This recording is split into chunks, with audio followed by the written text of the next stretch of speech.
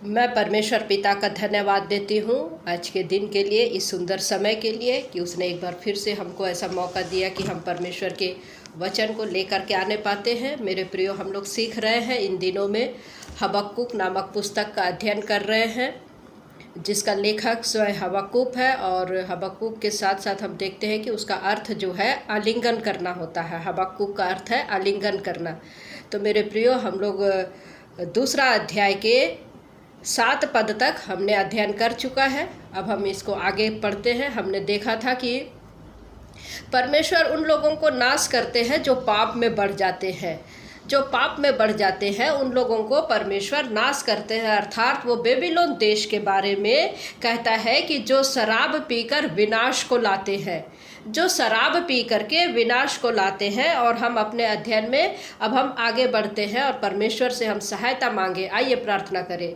प्यारे पिताजी, धन्यवाद देते हैं आज के दिन के लिए प्रभु जी, आज के वचन के लिए जो आपने हमें प्रकाशन के रूप में दिया। प्रभु, सहायता मांगते पिता परमेश्वर, मेरी सहायता करें। हर एक श्रोतागण के संग और साथ में होइए प्रभु, जो देखते हैं सीखते हैं, हर एक को पिता परमेश्वर आप अपनी सामर्थ्य से भरे प्रभु, न बल से न शक्ति से, किंतु आपकी आत्मा से प्रभु जी। हर एक जन आपकी वचन के अनुग्रह में बढ़ते चले जाए प्रभु जी, और आशीषित होने पाए। सारा आदर महिमा आपको देते हैं। प्रार्थना प्रभु यीशु मसीह के नाम से मांगते हैं। दया करके सुने और स्वर्ग राज में ग्रहण करें, आमीन। तो मेरे प्रियो, हम लोग देख रहे हैं कि जैसे हबक्कुक जो है वचन, परमेश्वर के वचन को रखता है ताकि परमेश्वर के लोग जो है परमेश्वर के प्रेम को जाने कि परमेश्वर कितना प्रेमी है, परमेश्वर कितना प्रेम करता है। और यहाँ पर हम देख रहे हैं कि परमेश्वर जो है बेबीलोन के पापों के लिए 5 हाय को लेकर के आता है। बेबीलोन के लिए 5 हाय को लेकर के आता है, क्योंकि उनके पाप ऐसे हैं। तो पहला हाय क्या था? पहला हाय जो है परमेश्वर कहता है, हाय जो पराया धन छीनकर धनवान हो जाता है, जो पराया धन छीन करके धनवान हो जाता है। हाय, पहला हाय उस पर लगाता है। और दूसरा हाय उस पर जो अपना घर बंधक की वस्तुओं से भर लेता है। दूसरा हाय क्या है? जो बंधक से की वस्तुओं से अपने घर को भर लेता है। तीसरा हाय जो अन्याय के लाभ का लोभी है, जो अन्याय के लाभ का लोभी है। और चौथा हाय जो है हत्या करके नगर बनाता है। और 5वां हाय कुटिलता करके नगर को दृढ़ करता है या गढ़ को दृढ़ करता है। तो ये 5 हाय जो है परमेश्वर जो है बेबीलोन के लिए रखता है। और परमेश्वर बेबीलोन को दंड देगा, और दंड क्यों दे रहा है ये कारण को भी वो प्रकट करता है, कि कोई ये ना कहे कि परमेश्वर जो है अन्याय है, परमेश्वर जो है अन्याय से काम कर रहा है। तो मेरे प्रियो, परमेश्वर ने यहूदा को दंड देने के लिए बेबीलोन को साधन बनाया था, बेबीलोन को साधन बनाया था। और हम देखते हैं कि परमेश्वर का दास जो है हबक्कुक परमेश्वर से पूछता है कि तू ऐसा क्यों करता है? धर्मी को, एक अभक्त देश को, या जो तेरे लोग नहीं हैं, इतने दुष्ट लोग हैं, उनको तू क्यों खड़ा करता है? तो परमेश्वर क्या कहता है कि मैं इनको तो दंड दे रहा हूँ, लेकिन जब मेरा कार्य पूरा हो जाएगा, मैंने तो इनको मात्र फरसा बनाया है, जब इनका कार्य पूरा हो जाएगा तो मैं इनको भी दंड दूंगा। मात्र मैं प्रयोग में ले रहा हूँ, मैं इनको भी दंड दूंगा। तो मेरे प्रियो, ये उनके बेबीलोन के पाप है, उनके पापों का दंड भी उसे अवश्य मिलेगा। तो हम आगे देखते हैं हबक्कुक की पुस्तक, उसका दूसरा अध्याय 8वां पद को हम लोग देखते हैं कि हबक्कुक पुस्तक, क्या तू उनसे लूटा ना जाएगा? तूने बहुत सी जातियों को लूट लिया है, इसलिए सब बचे हुए लोग तुझे भी लूट लेंगे। इसका कारण मनुष्यों की हत्या है, और वह उपद्रव भी जो तूने इस देश और राजधानी और इसके सब रहने वालों पर किया है। इस कारण मनुष्यों की हत्या, इस कारण मनुष्यों की हत्या है।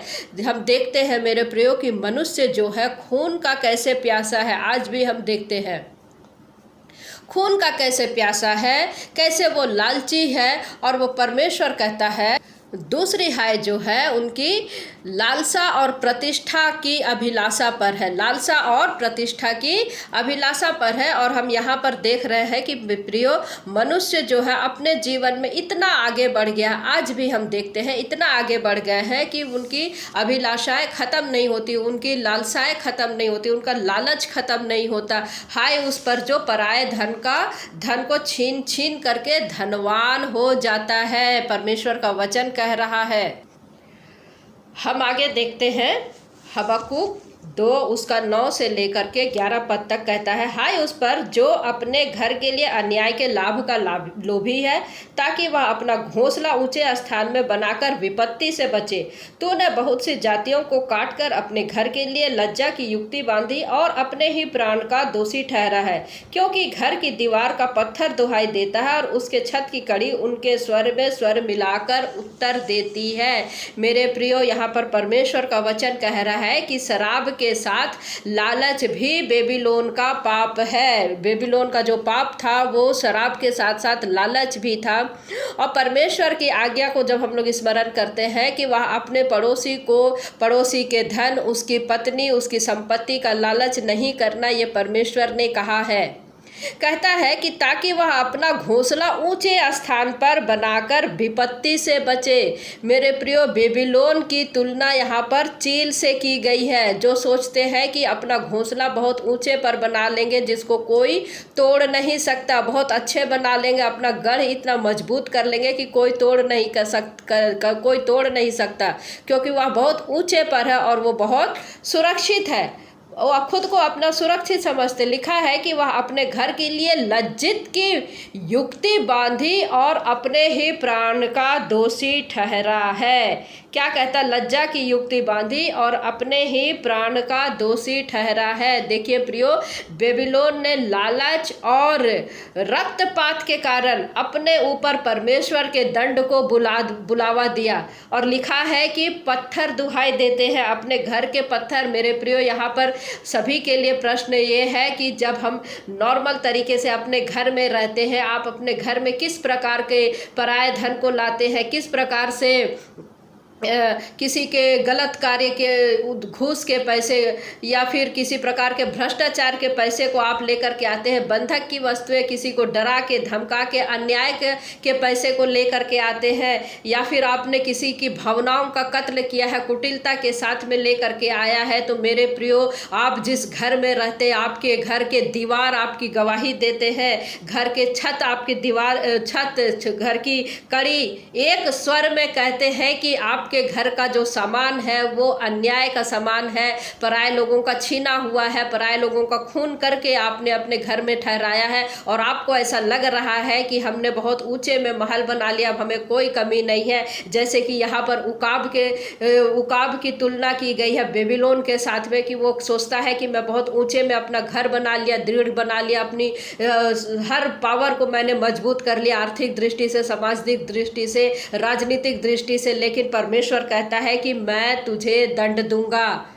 परमेश्वर कहता है कि मैं तुझे दंड दूंगा। प्रभु यीशु मसीह के यरूशलेम प्रवेश पर हम देखते हैं कि लोग जो नारा लगा रहे थे, चिल्ला रहे थे, होसन्ना होसन्ना, तब धर्म गुरुओं ने यीशु से कहा था कि वह उन्हें रोके और उन्हें शांत करे, परंतु इस पर प्रभु यीशु मसीह ने क्या कहा था कि यदि ये शांत हो गए तो पत्थर चिल्ला उठेंगे। जी हाँ मेरे प्रियो, पत्थर चिल्ला उठेंगे और पत्थर चिल्ला उठेंगे। लूका रचित सुसमाचार 19 अध्याय 40 पद। तो मेरे प्रियो, आज परमेश्वर शांत है, इसका मतलब ये ना सोचे कि परमेश्वर चुप बैठा है। परमेश्वर चुप बैठा है ये आप कभी ना सोचे प्रियो। वो न्यायी परमेश्वर है, वो धर्मी परमेश्वर है, वो पवित्र परमेश्वर है। वो अवश्य ही आपके न्याय करेगा, आपके कार्य का न्याय करेगा। वह आपको अवसर दे रहा है कि आप अपने पापों से मन फिराएं। वो आज आपको अवसर दे रहा है कि आप अपने पापों से मन फिराएं, और यदि आप नहीं मन फिराते हैं तो अवश्य जाने कि परमेश्वर जो है आपके पाप का न्याय आपको जरूर करेगा, आपका न्याय जरूर करेगा। तो लिखा है यदि वे शांत हो गए तो पत्थर चिल्ला उठेंगे। आप किसी भी रीति से बच नहीं सकते, आप किसी भी रीति से बच नहीं सकते। और अगला जो हाय है वो कहता है हत्या, कुटिलता और लूटपाट, जिसको हम हबक्कुक 2 अध्याय का 12 पद में देखते हैं। क्या लिखा? हाय उस पर जो हत्या करके नगर को बनाता और कुटिलता करके गढ़ को दृढ़ करता है। मेरे प्रियो, बेबीलोन का विकास इसी प्रकार से हुआ था और ये युद्ध के लूट से धनवान बने थे। और यदि आप मनुष्य के इतिहास को खोल करके देखें तो आपको लगेगा कि ये पागल हो गए, पर मेरे प्रियो, वह अपने पापी स्वभाव के कारण वह अपना मार्ग भी नहीं जान रहे थे।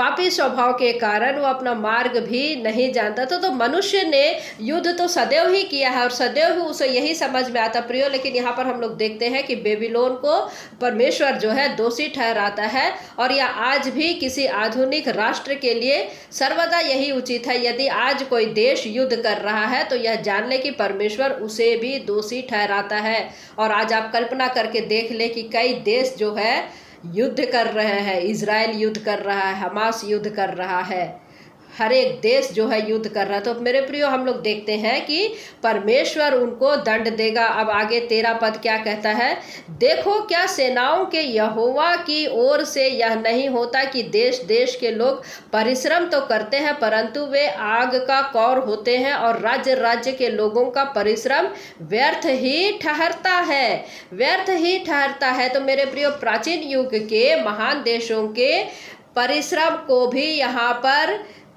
व्यर्थ ध्यान दिया जा रहा है, या प्राचीन युग के महान देशों के व्यर्थ के परिश्रम को भी यहाँ पर ध्यान दिया जा रहा है। विकास के परिश्रम के अपेक्षा उनका अधिक समय जो है उनका विनाश में लगा हुआ था। आज भी हम इस स्थिति को देखते हैं कि विनाश के पीछे कितने भाग रहे हैं और विकास के पीछे कम होता जा रहा है। मेरे प्रिय यूनान की हम वास्तुकला को देखते हैं, चित्रकला को देखते हैं, मूर्ति कला को देखते हैं, साहित्य को देखते हैं, प्रशंसनीय थे, किंतु उनके विनाश में अधिक समय लगा।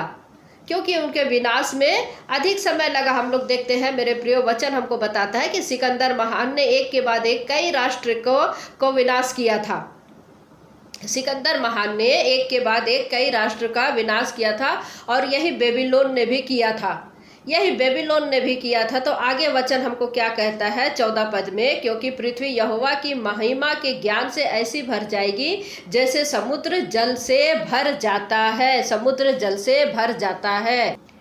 मेरे प्रियो परमेश्वर का भावी लक्ष्य है ये और प्रभु यीशु मसीह के पुनः आगमन पर पूरा होगा।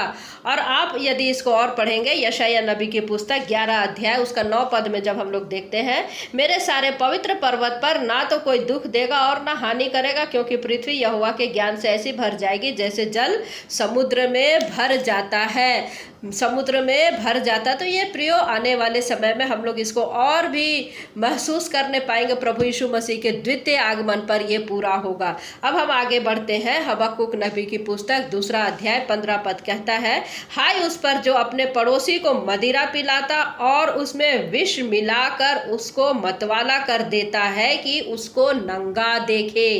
कितनी बड़ी बात यहाँ पर हमको दिख रहा है। हाय उस पर मेरे प्रियो, या शराब पीना, शराब पीना पद हम लोग यहाँ पर देखते हैं कि शराब का नशा करने से भी कितना भिन्न है। हम लोग पद 5 में क्या देखते हैं, दाख मधु से धोखा होता है, अहंकारी पुरुष घर में नहीं रहता और उसकी लालसा अधोलोक के समान पूरी नहीं होती। लेकिन इससे भी कहीं अधिक पाप हम लोग यहाँ पर देख रहे हैं। हाय उस पर जो अपने पड़ोसी को मदिरा पिलाता और उसमें विष मिलाकर उसको मतवाला कर देता है कि उसको नंगा देखे। यहाँ पर हम लोग क्या देख रहे हैं, ये शराब का नशा करने से कितनी भिन्न है। शराब जो है अनैतिकता को जन्म दे रही है, शराब जो है अनैतिकता को जन्म देती है। शराब के नशे में मनुष्य वो पाप करने लगता है जो वह अन्यथा करने का साहस भी नहीं करता। नॉर्मल स्थिति में वो इस प्रकार की अनैतिकता को कार्य करने की हिम्मत नहीं करेगा जो कि वो शराब पी करके करता। तो प्रियो इस प्रकार का जो है बेबीलोन का दोष है, जो परमेश्वर जो है कहता है कि तुम तो पीते तो हो परंतु दूसरों को भी शराब पीना सिखाते हो। आज ऐसे कई लोग हैं जो स्वयं के परिवार को बर्बाद कर रहे हैं। मेरे प्रियो मनुष्य अपने परिवार के साथ साथ अन्य परिवार को भी बर्बाद कर रहे हैं, खुद भी पी रहे हैं और दूसरे के पिला रहे हैं शराब के द्वारा, शराब के नशे में हो करके। आज हम देखते हैं कि अगवे लोग भी शराब पी रहे हैं, अगवे लोग भी, चर्च के पास्टर लोग शराब पी रहे हैं। वर्शिप खत्म हो रही है, चर्च की आराधना खत्म हो रहा है, उसके बाद में अपने अपने शराब में चले जा रहे हैं। तो मेरे प्रियो माता पिता आज हम बहुत ही जिम्मेदार, हमको बहुत ही केयरफुल रहना, हमको सावधान रहना है। नशा करने में के पीछे शराब पीने की जो प्रथा है, बहुत लोग शौक से पीते हैं, बहुत लोगों को आदत हो जाता है, बहुत लोग पीते गम में पीते हैं, खुशी में पीते हैं। शराब पीने का एक ऐसी नशा कि उनको तो पीने का बहाना चाहिए, पीने का बहाना चाहिए, और थोड़े समय में जब नशा टूटता है तो फिर पीने लगते हैं, फिर नशा टूटता है तो फिर पीने लगते हैं। और प्रियो, ये विनाश के गर्ग में जाने के जैसा है। विनाश के गर्ग में वो ले करके शराब जो है मनुष्य को चला जाता है, परिवार बर्बाद होता है। मेरे प्रियो, यहाँ पर हम देख रहे हैं कि यहाँ हबक्कुक क्या बता रहा है कि परमेश्वर शराब पीने को दोषी देता है। जो दूसरों को शराब पिलाना सिखाते हैं, पीना सिखाते हैं, उन्हें भी वह दोषी ठहराता है। देखिए, शराब जो है घोर अनैतिकता को जन्म देती है, और आप इसे पी करके उन कार्यों को करते हैं जो उचित नहीं है, अर्थात आप समाज में अनैतिकता को लाते हैं और बढ़ावा देते हैं। देखिए 16 पद आगे क्या कहता है, तू महिमा के बदले अपमान ही से भर गया है, तू भी पी और अपने को खतनाहीन प्रकट कर। जो कटोरा यहोवा के दाहिने हाथ में रहता है वह घूमकर तेरी ओर भी जाएगा, और तेरा वैभव तेरी छांट से अशुद्ध हो जाएगा। मेरे प्रियो, कितनी कैसी बातें परमेश्वर लिख रहा है यहाँ हबक्कुक के द्वारा हमको बता रहा है। यहाँ हम देख रहे हैं कि शराब जो है तलाक का कारण है। शराब तलाक का कारण है, परमेश्वर के परिवार के टूटने का कारण है, या पाप करवाती है। भले ही आज हम लोग देखते हैं कि नेता लोग ईमानदारी की बात करते हैं, गरीबों की सहायता करने की बात करते हैं, लेकिन सारे नेता शराब में डूबे हैं। और कैसे हम उनके सहभागी हो सकते हैं, कैसे हम उनके सहभागी हो सकते हैं। और शराब जो है कई प्रकार की अनैतिकता को जन्म देता है। शराब कई प्रकार की अनैतिकता को जन्म देता है मेरे प्रिय। तो परमेश्वर ने वर्षों पूर्व कह दिया है कि वो पाप के कारण, इस पाप के कारण वो लोगों को नाश करेगा, देश को नाश करेगा। और हमारा देश भी पिता मेरे प्रियो इसी नाश की ओर बढ़ रहा है, और उसका वजह है शराब। और इसी कारण से आज हम देखते हैं कि अनैतिकता कितनी बढ़ रही है। आप टीवी में देख लीजिए, न्यूज में पढ़ लीजिए, कैसे बलात्कार हो रहे हैं, कैसे शराब के नशे में लूटपाट हो रहा, उपद्रव हो रहा है। और ये सब अनैतिक कार्य जो है, ऐसे घृणित कार्य जो है, हम शब्दों में नहीं बोल सकते हैं। और सिर्फ ये किस ओर हो रहा है, सिर्फ शराब के कारण। कैसे कैसे नाश को हम इस शराब के पाप के कारण हम लोग देखते हैं।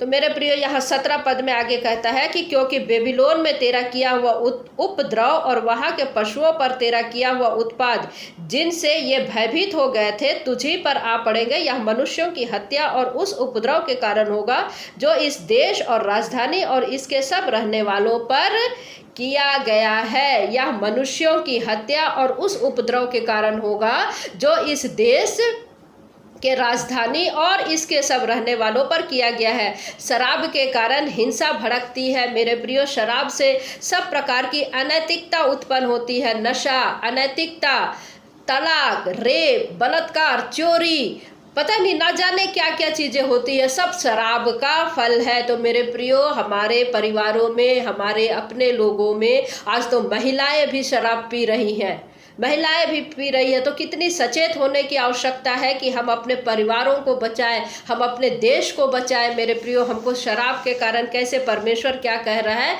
कि वो नाश करेगा। यहोशू कहता है, यहोशू में हम लोग देखते हैं कि एक महान सिद्धांत का प्रकाशन किया गया है कि, और यशाया भी इसे अपनी भविष्यवाणी में उल्लेख करता है। और उसके बाद भविष्यवक्ता जो है इनका संदर्भ को देते हैं कि देश का पतन 3 चरण में होता है। देश का पतन के 3 चरण है। सबसे पहला जो है धार्मिक भ्रष्टाचार, दूसरा है नैतिक भ्रष्टाचार, और तीसरा है राजनीतिक अव्यवस्था। तीसरा जो है राजनीतिक अव्यवस्था। और किसी भी देश के पतन का यही कारण है। और मेरे प्रियो, इतिहास गवाह है कि मुख्य समस्या ना तो राजनीति में अव्यवस्था का है और ना ही नैतिकता में कमी है, किंतु मुख्य समस्या क्या है? मुख्य समस्या है परमेश्वर का त्याग करना। अगर कोई भी विश्वासी नहीं कर सकता कि मनुष्य किसी, मेरे प्रियो, आज कोई भी मनुष्य ये नहीं कह सकता कि मनुष्य किसी देश का आर्थिक स्थिति, सामाजिक स्थिति, राजनीतिक स्थिति का समाधान कर सकता है। क्या कोई मनुष्य ये दावा कर सकता है कि कोई भी मनुष्य, चाहे वो मंत्री, प्रधानमंत्री, राष्ट्रपति, XYZ, कोई भी क्यों ना हो, ना तो वो आर्थिक स्थिति को कंट्रोल करता है, ना सामाजिक, ना राजनीतिक की स्थिति का समाधान करता है। तो प्रिय, ये हर देश की पतन की कहानी है, ये हर देश की पतन की कहानी है। और यहाँ पर मेरे प्रिय हबक्कुक द्वारा जो है पुनरावृत्ति, यह महान सिद्धांत बेबीलोन के संदर्भ में वो पूरा होता हुआ हमको बता रहा है। और मेरे प्रियो, यहाँ पर वचन हमको कह रहा है कि किसी भी देश का पतन परमेश्वर को त्याग करने से आरंभ होता है। परमेश्वर को त्याग करने से आरंभ होता है। मूर्ति पूजा का अर्थ सिर्फ मूर्ति पूजा करना ही नहीं होता। आज मनुष्य ऐसे पाप की पूजा कर रहा है, यौनाचार की पूजा कर रहा है, भोग विलास की पूजा कर रहा है। स्त्रियों ने जो है अपने ऊपर के अपने अस्तित्व को त्याग दिया है, अपने अस्तित्व को त्याग दिया है। आज का समय, आज आप अगर आपका ध्यान, आपका श्रम जिसमें आप लगे हुए हैं पहला स्थान देते हैं, तो वो भी मूर्ति पूजा के बराबर है, वो भी मूर्ति पूजा के बराबर हो। परमेश्वर इसे ग्रहण नहीं करता है। तो परमेश्वर कहता है कि मैंने तुझे बनाया है, मैंने तुझे उद्धार दिया है, मैं तेरी भक्ति चाहता हूँ। परमेश्वर से जो है मुंह मोड़ लेना सबसे बुरी बात है मेरे प्रिय। आज परमेश्वर से भाग करके आप कहाँ जाएंगे? भजनकार क्या कहता है 139 में हम लोग देखते हैं, 7, 8, 9, 10 आगे पढ़ते हैं कि मैं तेरी आत्मा से भाग कर कहाँ जाऊँ? यदि मैं आकाश में चढ़ूँ तो तू वहाँ है, यदि मैं अधोलोक में जाऊँ तो तू वहाँ है। मैं कहाँ जाऊँ? मैं भाग कर कहाँ जाऊँ? तो मेरे प्रियो, मनुष्य परमेश्वर से भाग के कहीं नहीं जा सकता। मनुष्य परमेश्वर से भाग करके कहीं नहीं जा सकता। आप चाहे कोई भी क्यों ना हो, आप कितने भी क्यों ना बुरे हैं, इस बात का ध्यान रखें कि आप परमेश्वर से बच नहीं सकते, आप कहीं छिप नहीं सकते। बेहतर है कि हम परमेश्वर के सामने शरण ले लें, अपने पापों का प्रायश्चित कर ले। मेरे प्रियो, हम छिप नहीं सकते, हमको उसके सामने आना ही पड़ेगा और अपने जीवन के उन कर्मों का हिसाब देना ही पड़ेगा। हमको अपने जीवन के कर्मों का हिसाब देना ही पड़ेगा। तो बेहतर है कि हम जो है सरेंडर हो जाए। आप ये ना सोचें कि हम ऊंचे पर अपने घर घोंसले बना लिए तो हम परमेश्वर से बच जाएंगे। कभी नहीं हो सकता, ये कभी नहीं हो सकता। आगे क्या कहता है वचन हमको? हबक्कुक 2:20 को देखते हैं। परंतु यहोवा अपने पवित्र मंदिर में है, समस्त पृथ्वी उसके सामने शांत रहे, समस्त पृथ्वी उसके सामने शांत रहे। तो मेरे प्रियो, यह प्रभु यीशु मसीह के पुनरागमन के समय की घटना है। जब हम देखते हैं कि वह अपने मंदिर में होगा, तब संपूर्ण पृथ्वी उसके समक्ष शांत रहेगी। उस समय ना तो कोलाहल होगा और ना अव्यवस्था होगी। आज इस पृथ्वी पर हम समस्याओं का कारण को देखते हैं कि मनुष्य परमेश्वर को दंडवत नहीं करता है, परमेश्वर को नहीं स्वीकारता है। वह अपने जीवन को अपने तरीके से जीने की कोशिश करता है और यह सब मौन धारण करके उसकी बाट जो है कि हमको ज़्यादा बेहतर होगा कि हम अपने जीवन को संभालें और उसके आने की बाट जो है क्या कहता है कि समस्त पृथ्वी उसके सामने शांत रहे। तो प्रियो, यहाँ पर एक जाति को हम लोग देखते हैं, एक देश, एक राष्ट्र ही नहीं परंतु समस्त पृथ्वी उसके सामने शांत रहे। यहाँ हबक्कुक के प्रश्न यहाँ पर हम लोग देख रहे हैं, जो दूसरा अध्याय में पूछता है। क्या कहता है? देखिए भजनकार क्या कहता है 2 अध्याय का पहला पद में, जाति जाति के लोग क्यों हुल्लड़ मचाते हैं और देश देश के लोग व्यर्थ बातें क्यों सोच रहे हैं। यहाँ पर भजनकार कह रहा है मेरे प्रियो, क्योंकि वे परमेश्वर से दूर हैं। वे भूल गए हैं कि परमेश्वर स्वर्ग में विराजमान है। वह ये कहे कि पृथ्वी पर सब ठीक चल रहा है, ये उनकी गलतफहमी है, क्योंकि परमेश्वर का संबंध परमेश्वर के साथ उनका सही नहीं है, जिसका परिणाम ये है कि पृथ्वी पर आज हम हुल्लड़ को देखते हैं, उत्पाद को देखते हैं, कोलाहल को देखते हैं। जी हाँ मेरे प्रियो, यहाँ पर मेन प्रॉब्लम यही है कि परमेश्वर के साथ में जो है मनुष्य का संबंध उचित नहीं है। तो मेरे प्रियो, प्रश्न ये है कि क्या आपका संबंध परमेश्वर के साथ उचित है? और प्रियो, इसका एक ही समाधान है, एक ही मार्ग है, धर्मी जन विश्वास के द्वारा जीवित रहेगा। और मेरे प्रियो, यदि आप सचमुच में इसका समाधान चाहते हैं, समाधान पाना चाहते हैं, तो प्रभु यीशु मसीह के पास में आइए, उस पर विश्वास कीजिए कि धर्मी जन विश्वास के द्वारा जीवित रहेगा। और वो भी विश्वास प्रभु यीशु मसीह पर, और सिर्फ प्रभु यीशु मसीह पर, क्योंकि यही वो है जिसने आपके सारे पापों को अपने ऊपर ले लिया और आपके सारे कष्ट को अपने ऊपर ले लिया और क्रूस पर चढ़ गया, मर गया और गाड़ा गया और तीसरे दिन मृतकों में से जी उठा और आज भी वो जीवित है। और यही कारण है कि हमको और आपको वो जीवन देता है और बहुतायत का जीवन देता है, आपको उद्धार दे सकता है, आपको अनंतकालीन जीवन दे सकता है। तो मेरे प्रिय, आज प्रभु यीशु मसीह के पास में आज हम जा सकते हैं, हम अपने परिवार को बचा सकते हैं, अपने गांव को बचा सकते हैं, अपने मोहल्ले को बचा सकते हैं, अपने देश को बचा सकते हैं और हम प्रभु की महिमा कर सकते हैं। तो परमेश्वर पिता इन वचनों के द्वारा हम में से प्रत्येक को आशीष दे। आज हमने हबक्कुक की पुस्तक 2 अध्याय को हमने कंप्लीट किया है। हम आने वाले समय में हम 3 अध्याय से करेंगे। तो परमेश्वर पिता इन वचनों के द्वारा हम में से प्रत्येक को आशीष दे। आमीन। जय मसीह की। Praise the Lord.